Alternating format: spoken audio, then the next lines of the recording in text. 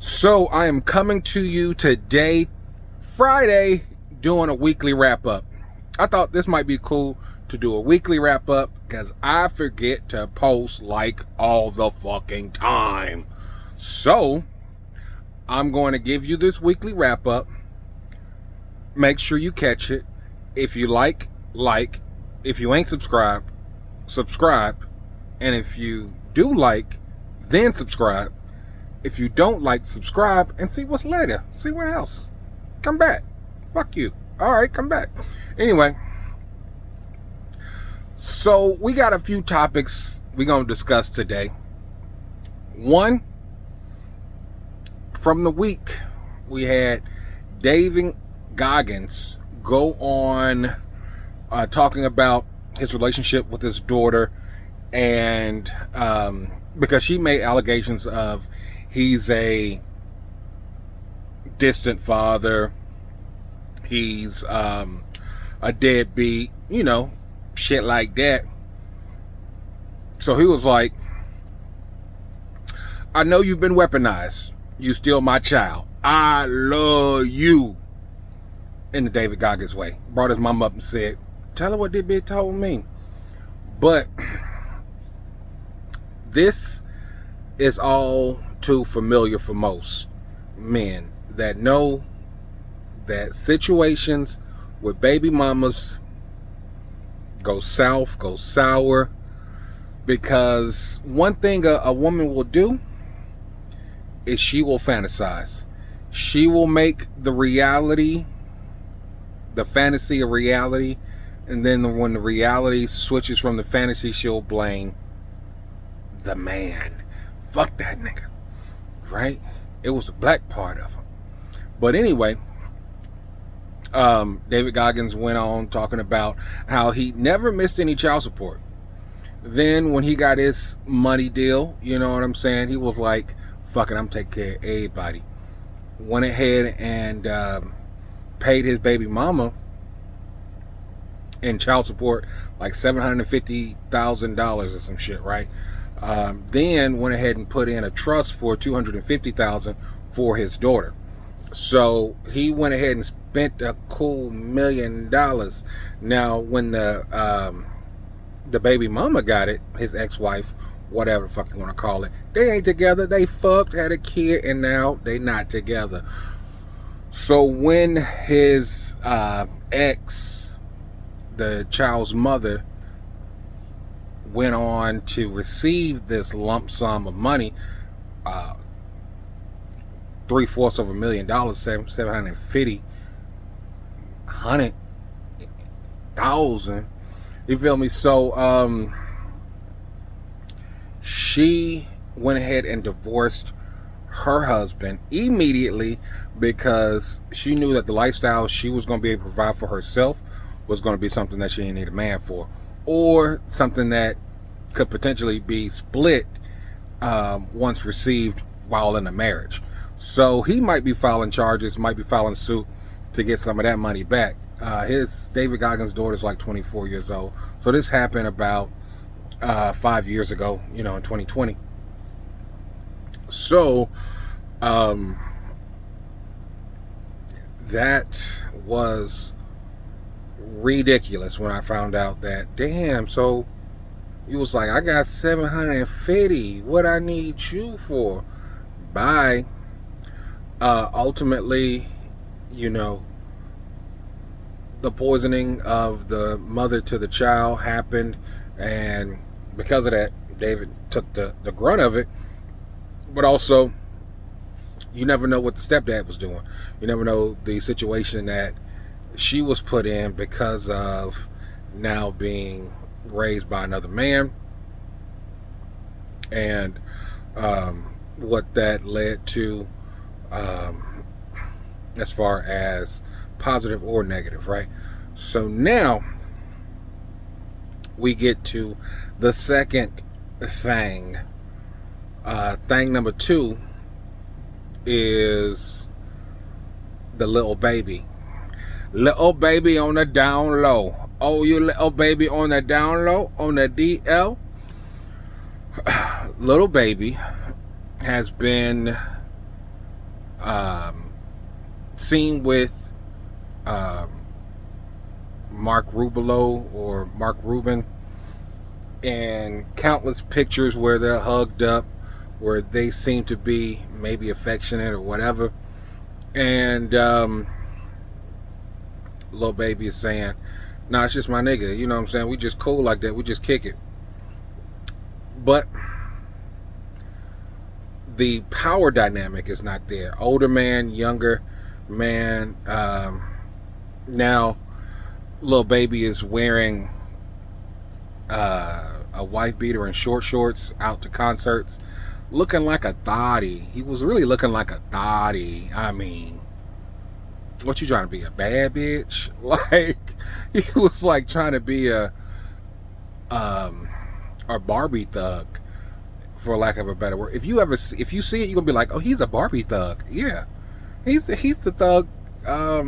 Substitute for Ken. It was weird, jewelry, wife beater, small shorts, pink belt. Wow. And now Young Thugger, he said that he knew what was going on. But when you look at the power dynamic, one's a billionaire with a B, one's a millionaire, one is entering into the game, one has been well established with connections in the game of the music industry. I say the game because, nigga gotta put some sauce on it. So the music industry is something that Lil Baby has been in for maybe about 8-9 years.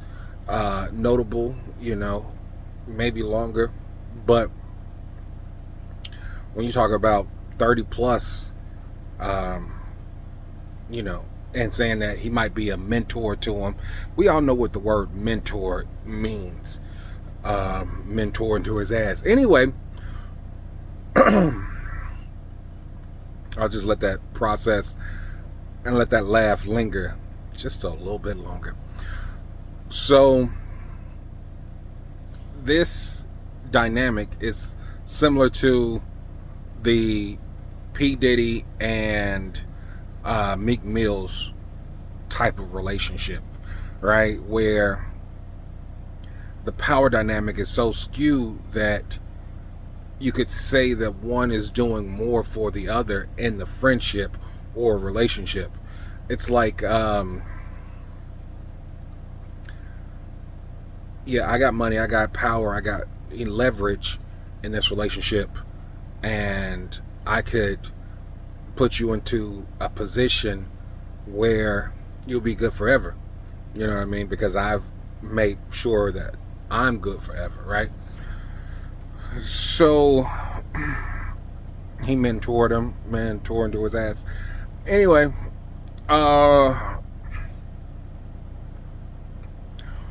this is not uncommon when you talk about celebrities, when you talk about the entertainment industry, because you see this thing going down with the casting couch. You see it going down with Terry Crews, where his agent, someone who works for you, was looking to grab and say, hey, because he had connections in the industry and was able to pull and leverage his notoriety to offer more gigs, jobs, opportunities, whatever, right? So he thought he was able to go ahead and, grab him up something serious. So this quid quo pro, give and take, something for something, it's always been in the entertainment industry, whether it be male or female. So you always got to look at the power dynamic, and that's one thing that people talk about when dating an older person because they're going to mold you and train you and blah blah blah blah blah. But it's not really about the training, it's really about the power, because they have so much more power, i.e. money, influence, that they could perhaps do for you something that you couldn't do for yourself. So Lil Baby might be exposed. It was an Instagram model talking about she ate his ass and he lifted legs up. I was like, that's just young nigga shit. You know what I'm saying? Lifting your legs up. Now, them young niggas might do that shit. I feel like I knew niggas that put their legs up. You know what I mean? Not like held them up, but probably like a bend. You know what I mean? Like I'm on my feet down, but my ass up, and a weird yoga position. So anyway, I digress. I've never done that. This is not me. I know niggas though.